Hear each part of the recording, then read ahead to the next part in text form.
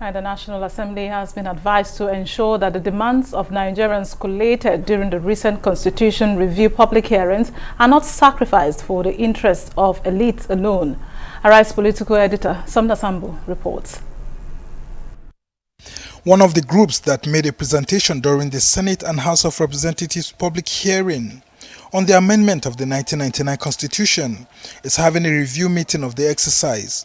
The natives of the Federal Capital Territory say their demand for state status and equal rights like other Nigerians should be given serious attention by the National Assembly, as they are tired of being described as stateless citizens.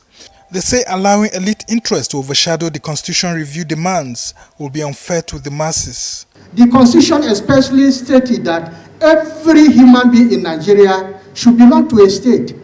Why are we not attached to any state? Why are we disenfranchised? Why should a constitution, a valid constitution that governs a nation, should have the clause as if? Is that not satanic? Is that not capable of creating war? I'm a human being, and you say I should be treated as if I'm a human being. Does that mean that I have the flesh of animal? I think Nigerians deserve to answer this question for the original inhabitant of Abuja. Our farmlands that they are busy selling billions and millions and trillions to go and build mansions in their homes and campaign as governors in their homes. It is somebody's property. They are thieves. It is somebody's property.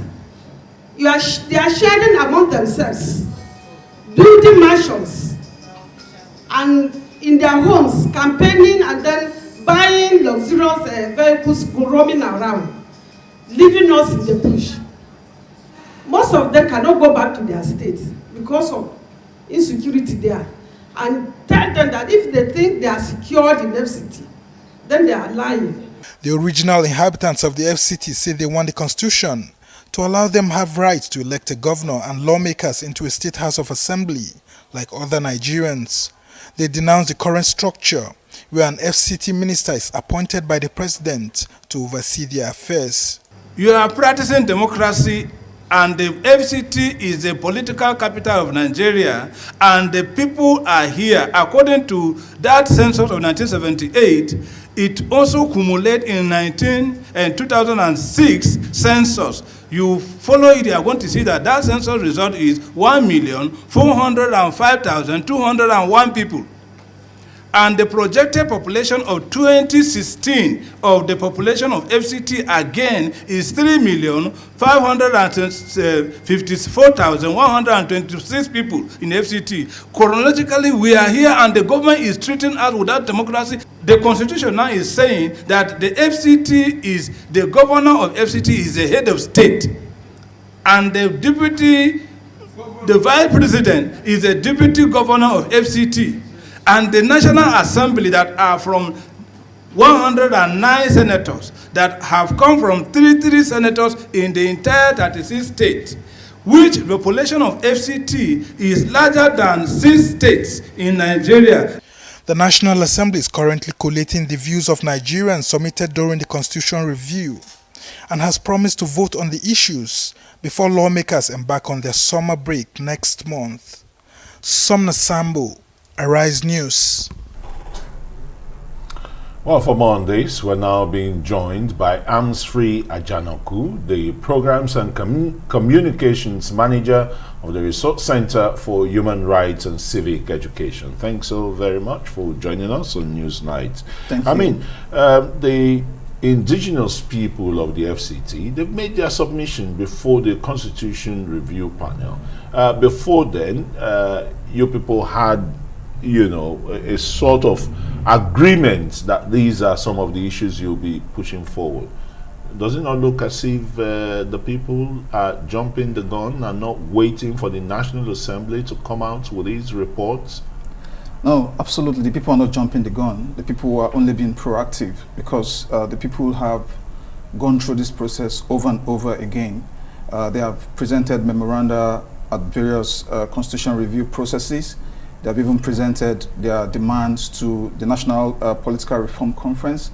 And so when the people begin to ask, for their legitimate rights, and then they feel they are ignored over the years, then they have to devise like smarter strategies that are sustainable and can actually bring about results. Because the people of the original inhabitants of the FCT, they are really suffering because they did a patriotic duty to give Nigeria its capital.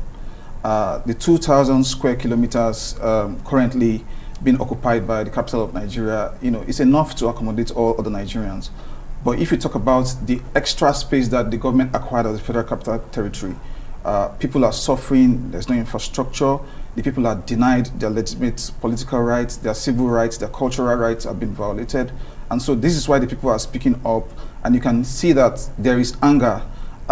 There's anger because previous attempts have not yielded any dividend, and the people are now saying that. So the people don't have confidence in this Constitution Review Committee of the National Assembly. Yes, so the process itself is fraught with a lot of contradictions. That is why they look at the past efforts they have put into that same process, presented over and over close to like 8 memoranda they've presented across different review processes and other extant processes to reconstruct the Constitution, and they've seen that nothing is happening, and so they are trying to be a lot more smarter and look for sustainable ways out. And it's very good they are talking now, because they have not taken the path of violence, but they are only warning that we as this generation are dialoguing. There may be a generation that comes after us that may not reach dialogue, and so I think the National Assembly needs to look at this.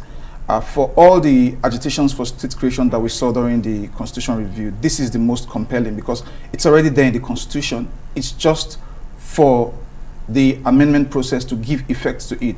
Section 299, for instance, talks about the FCT should be treated as if it's a state, and then goes on to say the president is the governor of the FCT, the vice president is the deputy governor of the FCT.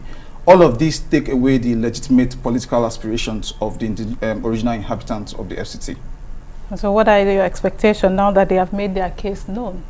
Yeah, now they've made their case known. I mean, it's a straightforward thing, and the people are flustered that this has gone on for this long. If something is this straightforward, why should there be this level of injustice? Why should there be this level of discrimination? I am not from the FCT, but as a Nigerian who sees that injustice is being done to a fellow Nigerian, I and my organization, which campaigns for human rights, have decided that we need to amplify the voices of these people, because we need to be our brother's keeper. We need a spirit of unity to be able to take the aspirations of other Nigerians and bring them to the fore of national discourse. Right. Thank you so very much, Armsfree Ajanaku, who is the Communications Manager for Resource Center for Human Rights and Civic Education. Thank you for your thoughts there.